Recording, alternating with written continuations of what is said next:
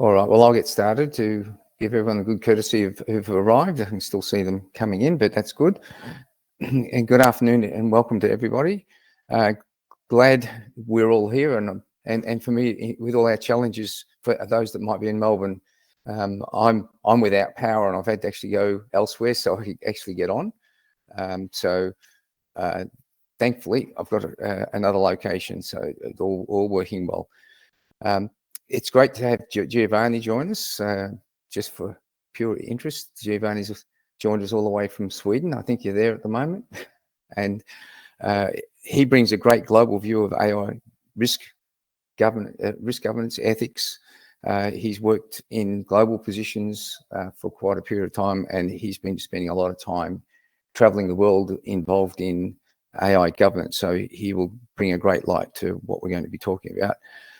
I'll leave his intro further to him. At the bottom, you'll see there's a question mark in the list. If you want to ask any questions, please do so. Please make it interactive. We'll go through different sections, and hopefully that will bring questions up in the format we'll use. I'll be talking to Giovanni about things. You throw in some questions around those subjects, headings, or anything else that you might think is relevant. One of the unusual things we're seeing different is when it comes to AI, the press we see all the time around ensuring that AI is being implemented in a way that keeps us all safe. There's probably never seen so much noise about a technology release where there's so much concern. And I think we'd all agree that most technologies get released and then somewhere down the track, someone wants to work out how to provide policies and governance around it. Whereas now what we're seeing is, in many cases, the governance is leading the technology, the requirement for it. The technology is certainly out there in front, but the requirement for it is leading. The need for governance is being put very high, or at least next to it, in any significant organization. So today we'll be talking about things and that relate to this, and Giovanni may touch on them, but we've already seen in Australia, we've got the AI ethics principles. CSIRO have been working closely with the Australian government around policies, and we've got the Australian AI safety standard in the pipeline. So from that, what I'd like to do is just ask Giovanni about his thoughts on what does it mean when we talk about responsible AI governance. Perfect. Thank you, Phil. I'm really happy to be on this conversation with you. We've been speaking for quite some time, and through the partnership that we have between Delivio and Credo AI, I see that it's a great opportunity to bring this conversation up to the forefront for more people. So a short introduction about myself is that I've been deep into business operations and development of organizations and analytics and AI for the past 20 years. Majority of that time within the global operations of IKEA, where I ended up in towards the end of my tenure as global head of algorithm and AI ethics, putting in the practice of AI governance and AI ethics across the global organization. Since a year, I've been head of business strategy and development at Credo AI. Which will touch upon maybe a bit later, but it's a platform to support and enable organizations to have AI governance at scale, bringing in the principles of ethics into practice, but also supporting compliance towards standards, guidelines, and regulation within AI. And to pivot on the point of what my take on is on responsible AI governance, I think to start off the topic and kind of framing the conversation, I think it's building on the existing practices of data governance, data quality, and model operations. So it doesn't come from anywhere. It doesn't come from a place of avoid, but rather it's building on an existing practice where we have got better understanding and control over how we're using data and how we're using algorithms. So it builds on a movement that has been ongoing for at least a decade across the industry. But it's also associated to the existing practice of business ethics that we see across value chains, how organizations have developed a code of conduct, how we should behave between people, while the topic of AI ethics is how to bring that practice also into our digital and algorithmic processes. We also see it's an expansion of risk and compliance, where we have seen risk and compliance always being a part of an organization, while now expanding to also encompass specifically how algorithms are being used, whether that is being developed internally or procured through digital solutions.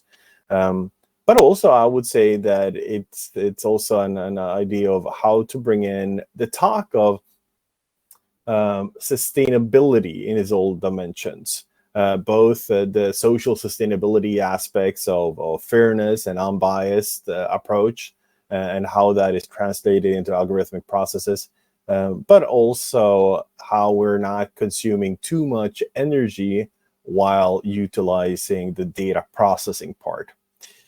In many ways, the responsibility of governance is about an alignment of utilizing AI with internal policy demands that the organization has, its own values, its own direction of how to conduct business, but also towards external policy demands and expectations from stakeholders, users, civil society, and also regulation and other expectations and frameworks on the outside. And to round it off, I think it's also an interesting field as it acts in the intersection of business, data, and people, where one needs to cater for all three dimensions when talking about AI governance. It's not only about how business is to be conducted for efficiency, and not only about how data enables that, but also how the whole process impacts people and society. Thanks for that, Giovanni. One of the things that comes up a lot here in presentations that we've been involved in is around the external policy demands. Could you go a bit deeper into what that would refer to? Yes, I would say that for the past decade, it has surged the idea that we should have guidance for AI. The development of guidelines and principles have flourished. We have somewhere between, depending upon how you define a guideline or a principle document, there is over 100 more publicly developed from international organizations, everything from the UN, the EU, the US, from international organizations and national entities. The Australian AI ethics principles is a good example. So there is a surge of developing frameworks of how should we govern AI, how should we steer, how should we use it. A couple of years ago, I was contributing to the UNICEF guidelines for trustworthy AI for children. So there is a lot happening within the field.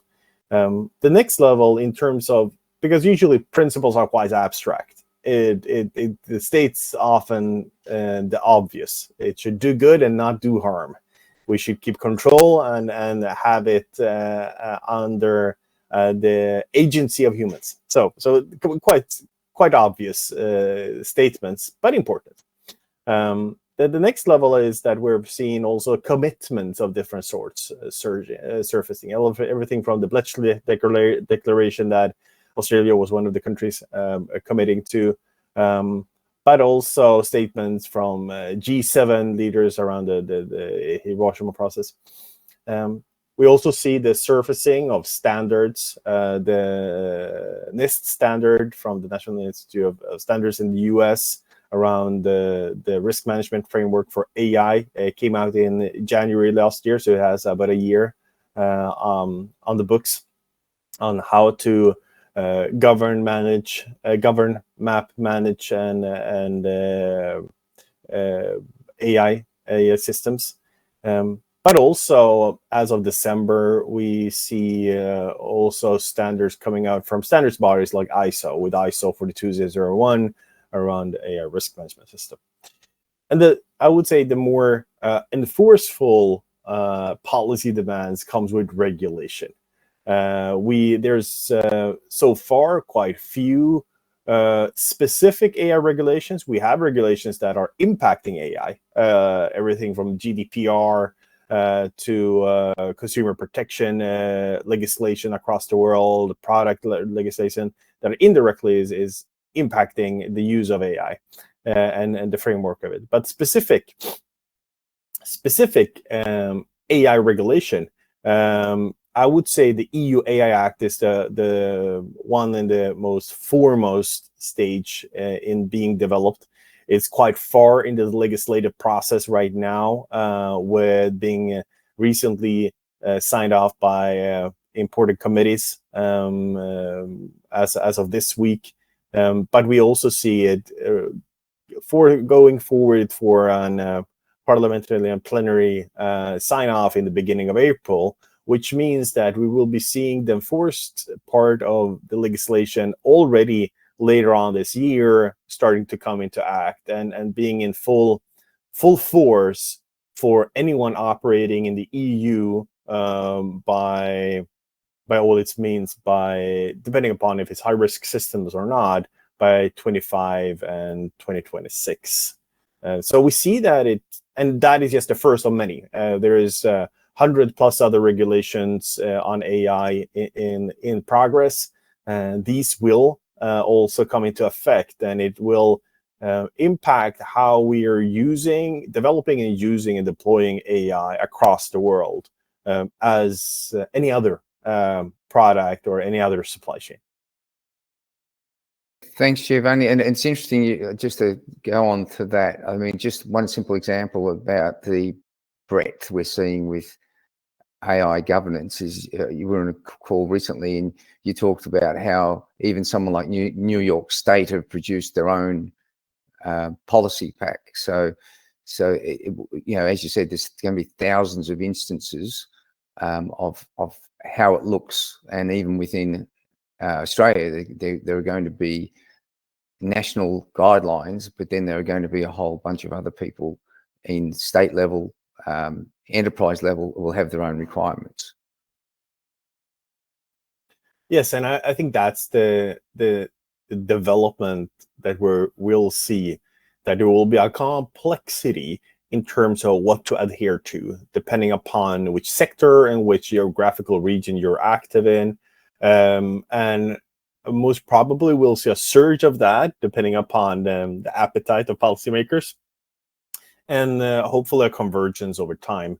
But it is, as with any regulation, it's catching up on the reality at hand. And as this space of AI development, technology development, and AI adoption is going quite fast forward across the world, we also see the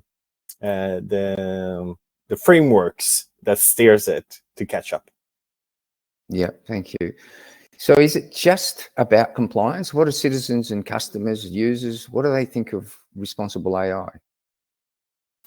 It's an interesting question, because what we've seen both in research and we tried to spend quite a lot of time of just understanding what's beyond rhetorics. Overall, I would say that media tends to be quite unnuanced, because it's always interesting to bring things into a simple dichotomy, or a simple. It's all wonderful, so very positive focus on the possibilities of AI, which are there and apparent when being adopted at scale. But also there has been also quite strong rhetorics around in media and social media around the perils of AI, the risk of AI creating existential risks. And I think, of course, media plays its role, and social media plays on its algorithms to drive interest for topics. But beyond that rhetorics, we do see a decline in trust, both generally for organizations and public officials. We also see a decline in trust in digital, specifically in connection to that it's hard to understand. It's very complex technology, but also driving the idea of that technology will impact work, that it will automate away work, which has previously been quite automation has usually been automation that replaces work or eliminates work has usually been a topic for blue collar sectors, while with the entrance of automation at scale, with the use of AI and generative AI, specifically around text generation or task generation, or automation, it's also been surfacing as a topic of impacting white collar work sectors. So I would say there is definitely an challenge that needs to be met in terms of building trust, for digital solutions, building trust in how this will impact our lives, building trust in how we are still in control of critical processes, whether that being essential services for us from a public sector entity, but also how we're as users and consumers have relevant insights, and there is relevant transparency to those products and services that we're using. And then we avoid systemic risks when these are used at scale. I think all of these challenges are real. I think it's also sometimes that we need to cater for them to the extent that they are present, in that we are also actively engaging in seeing how we can create the frameworks to build trust over time, that we find ways of transparently communicating of how products and services using AI are being used, that we get a process into place in how we mitigate and control, building trust over time. Because I think that trust for digital solutions utilizing AI will be a critical component going forward, both for the products and services that we're using, but also for building confidence for senior leadership in terms of investing resources and time into adopting and using AI within their organizations.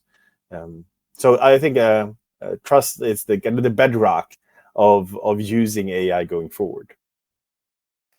So in the last year, though, we've seen a prolific amount of growth of a level that we've never seen before with any technology, and we continue to see it. Like we're seeing announcements happening.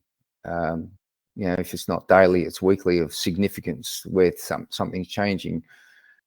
So, how do you see all of these developments impacting around the need for AI governance?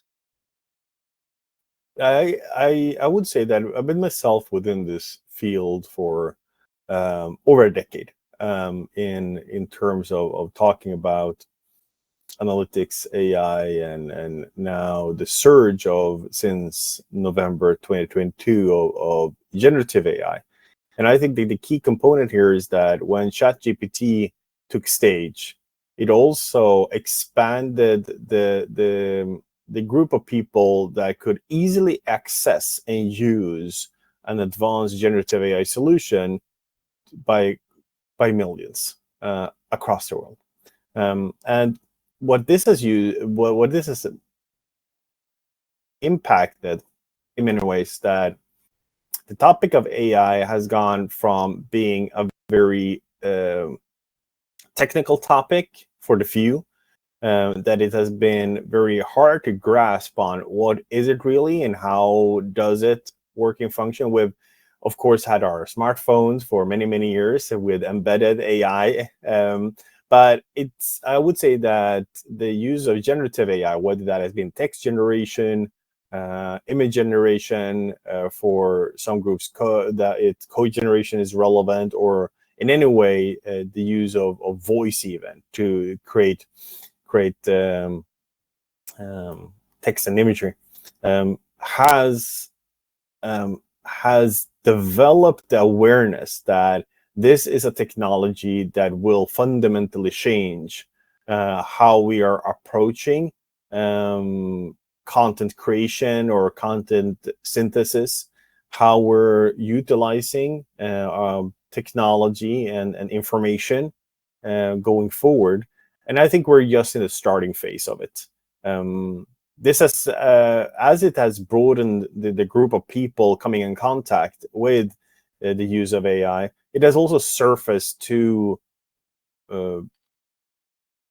executive leaders like G7 stating principles in the Hiroshima AI process. We have seen the Safety Summit in London coming up with declarations, but also the latest movement now in January by the government of Australia wanting to have an AI safety standard put into place.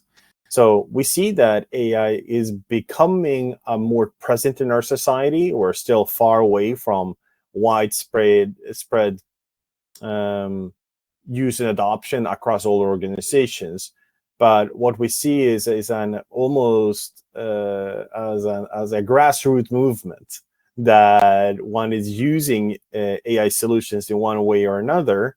And the question, it has pivoted in a fairly short period of time in why the governance of AI and how to be able to steer and control it towards more the how. And I think that it's also surfacing more and more a question of if to govern AI, it's not only about focusing upon data and models, which has been the story so far with data governance or model governance or data quality control, but also its contextual use, to see when do you use an AI solution, in what context, how does it impact people in its context, whether that is coworkers or users or citizens or consumers. And it's also dependent upon to what degree of maturity an organization has.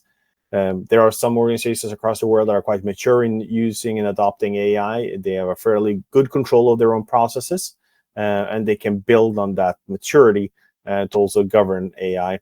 While other organizations maybe have, to a high degree, just purchased digital solutions. And as these digital solutions are having AI capabilities embedded in them, it becomes an expanded responsibility that is not just limited to these highly AI mature organizations developing AI, but also for those that are procuring digital solutions that encompass AI. Yeah, great. Thank you. That leads us into the whole idea of governance. It sounds like, and we know it is, an endeavor you're going to have to invest a significant amount of time and resources to get it right. So anybody who's running their budgets, CIO, CFO, whoever might be responsible, what's the business case? Yeah, and I think here is I think that one associates governance with bureaucracy. So I think that's maybe the closest word it had. Like, no, not another paper or another process that we need to have, or another bottleneck in the organization. And I would say the business case for AI governance can be summarized in two perspectives. And I'll start with the less fun one, which is kind of the more negatively associated, or that is, which is connecting to limiting risks and costs. So in limiting risks and costs, they can be looked into 4 points. It's by having governance of AI, you manage the challenge that you have with having lack of control. Because if you don't know exactly how your AI solution is being constituted of, how it's being used, you pose yourself for risks.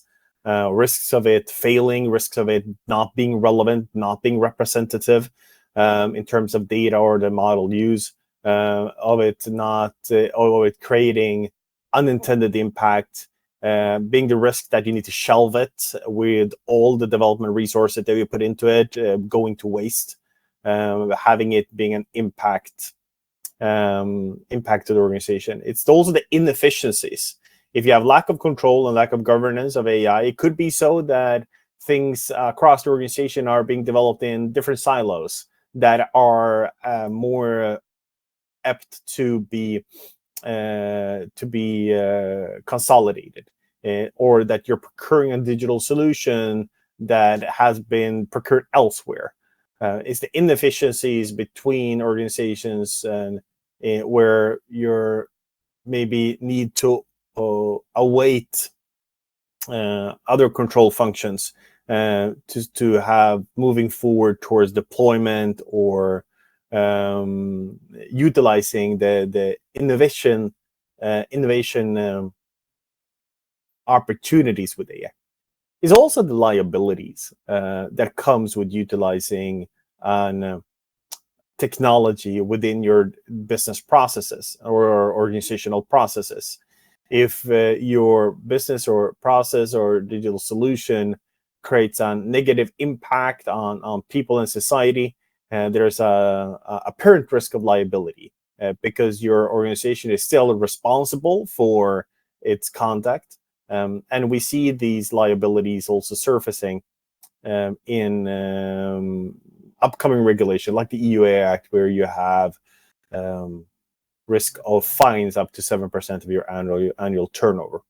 And finally, the brand risk. We've seen good enough examples of organizations utilizing AI in an inappropriate way, giving a negative impact on the trust for the organization and the negative impact on the brand. So these are risks and costs to build control. But I think the direct business opportunities are even more fun to talk about, because these are direct business benefits of having governance of AI, and they are small. It dwarfs the investment towards the positive impact it will have by having governance. So one of the key points, and I can summarize these in 4 also, is that one of them is adapting to the world around us. I would say that this is not unique for AI, but any kind of business, understanding how the expectations and the rules of the game and the policy demands across the world is adapting around the world. Having governance of AI supports that, keeping up to speed in terms of being aligned efficiently with what is demanded to be operating and having the license to operate. AI governance also supports informed accountability for non-technical executives. In the end, accountability structures will not change in organizations. You'll still have senior leaders being responsible for their business units and business operations. You'll still have the C-suite being overall responsible for the organization and in the end accountable. And being informed about how AI is being used and to what degree one can control and steer it to deliver still according to expected demands, it's critical. And governance supports that informed accountability. It's also well aligned with the point of creating confidence in AI. When we trust something, when we understand something, we can also we are actively putting effort into investing time and resources into it. And that is what is necessary, because that is what I've seen as one of the big holdbacks in wanting an organization to utilize and adopt AI at scale, is that it's not really trusting it. It does not really understand how to be able to find the value. On a superficial level, yes, but when we come down to details, there's a lack of it. And coming back to one point that I mentioned before about trust, I believe that AI governance builds digital trust.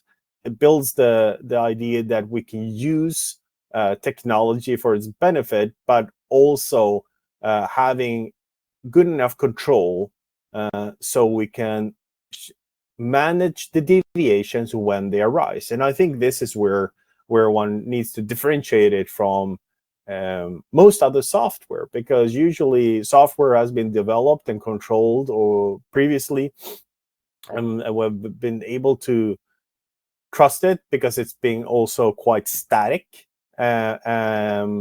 while AI is by its nature constructed in such a way that it diverges over time, because data changes and data input changes. The models are either iteratively changing because it's continually being developed, or it loses its relevance. It kind of deteriorates over time.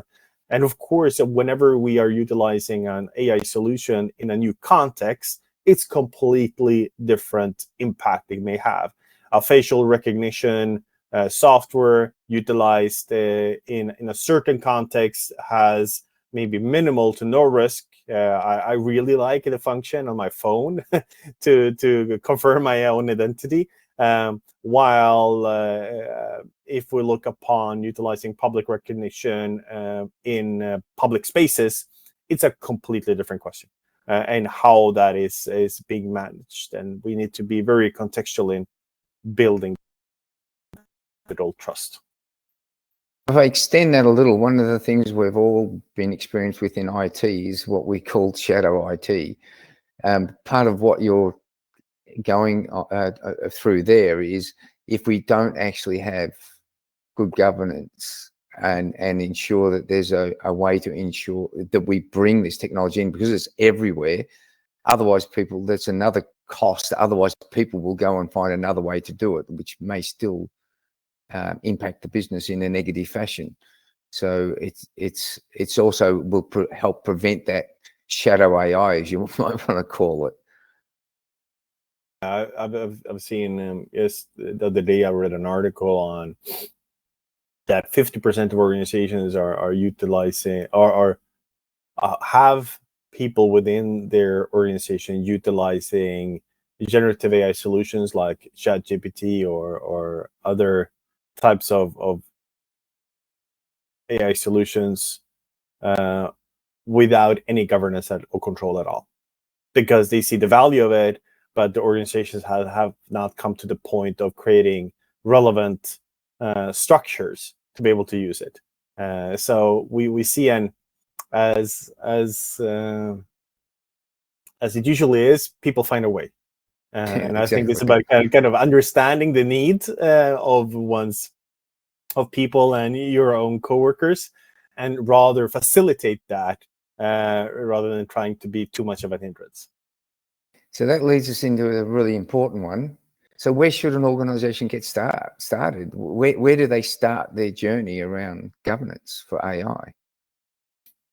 Yeah, I think it's a really, really good question. And I think that the organizations, it goes through a development journey as with most novel topics within an organization. It follows the red line of starting at the top, starting on a principal level, seeing how this becomes important for organization. Usually, sometimes we see that there are champions within an organization that can voice the topic that is important with governance. It's maybe important with AI ethics, but that can maybe start a movement. But in the end, it's the executive leaders that needs to take a decision: is governance of AI important?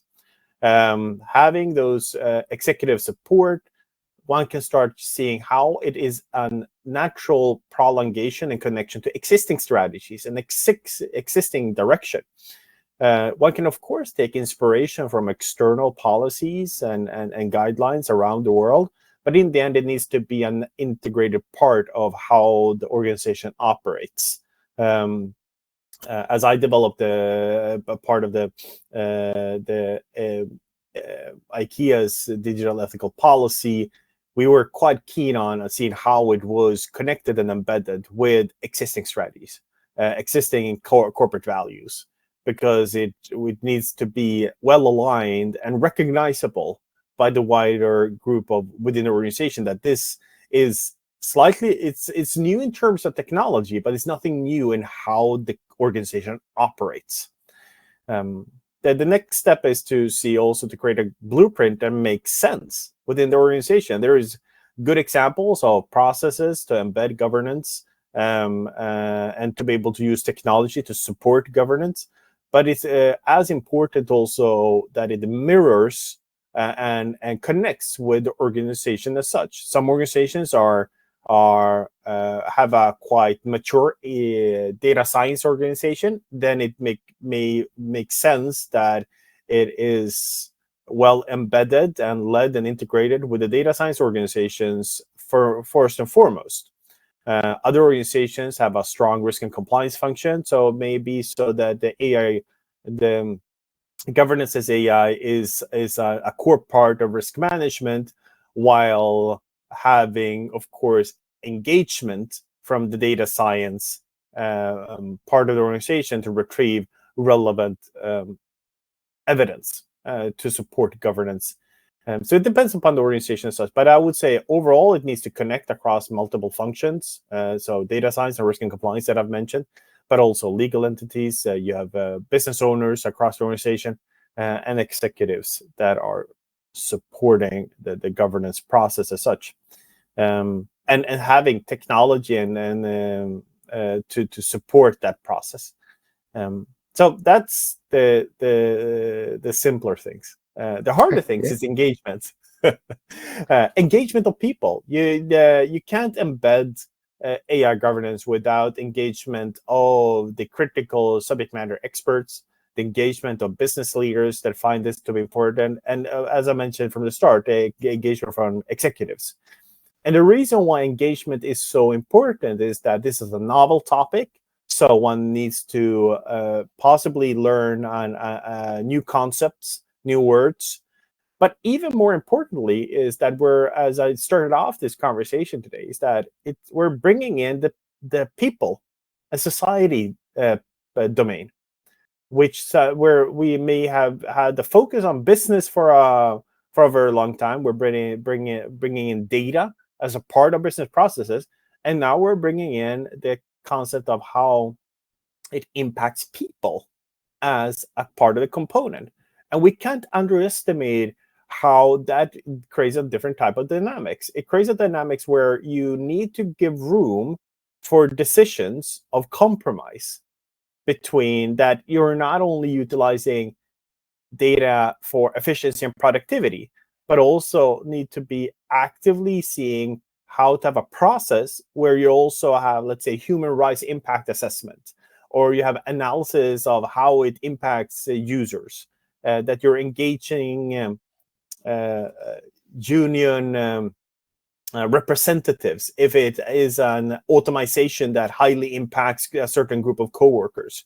So you're actively engaging beyond only data and business, but also how it impacts people. And I would say also to see how you embed it in processes and utilize AI governance technology in a way that supports the efficiency of this.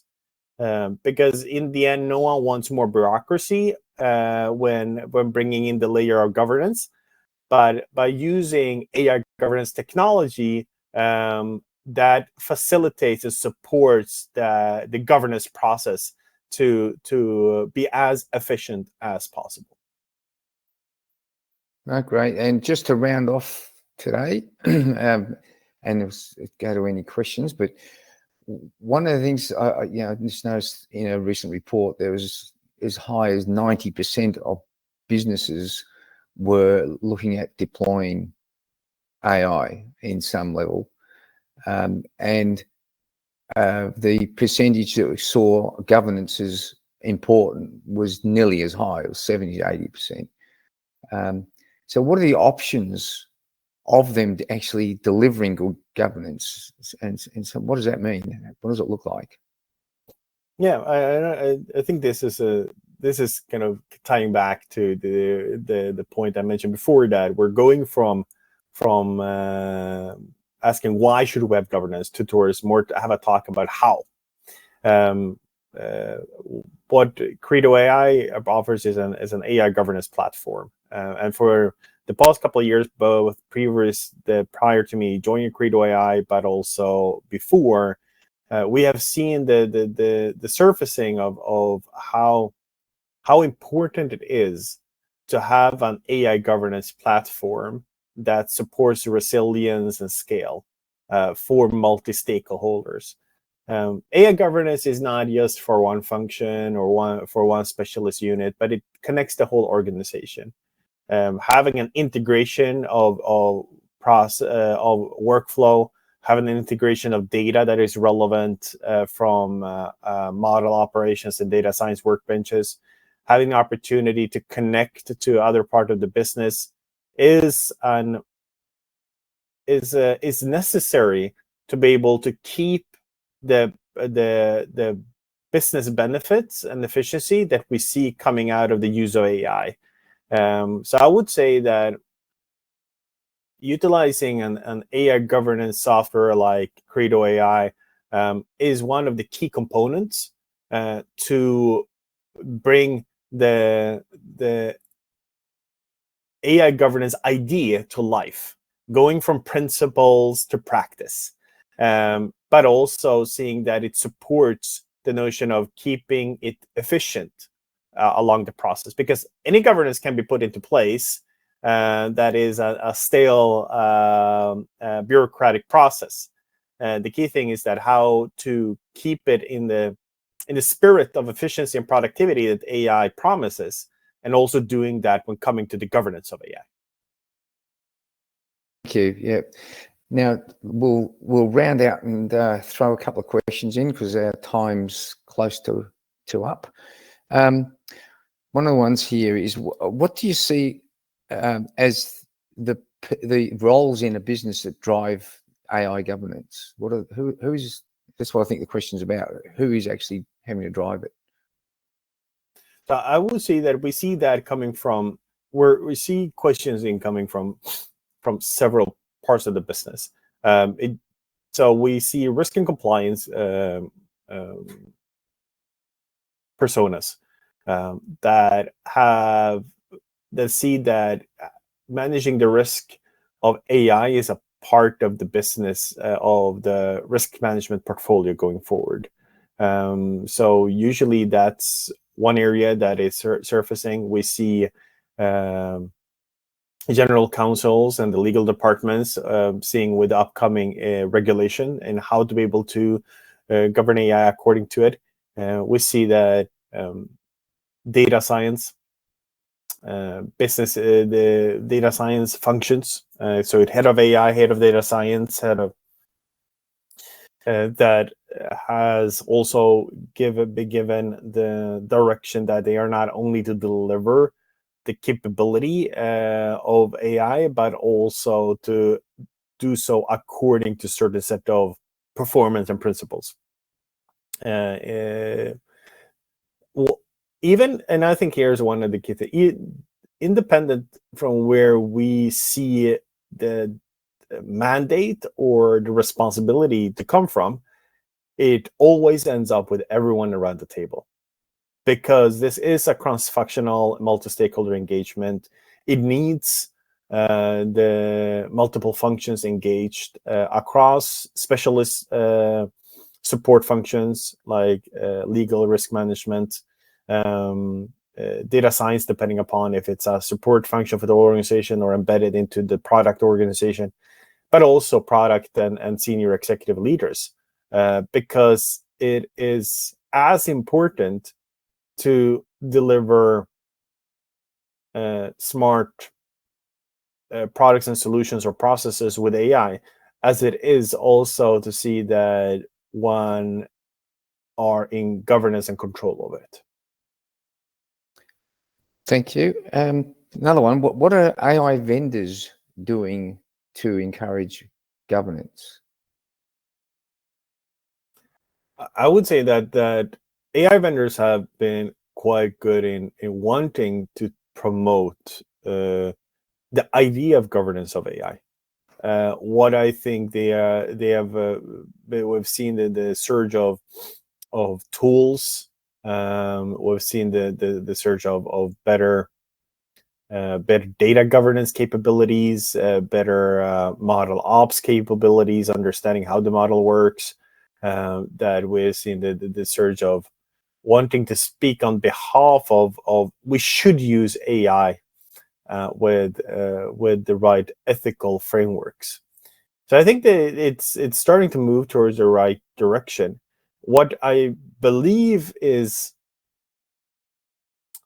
beyond the scope of the AI vendors today is that in the end, what they're providing is the preconditions for using data models.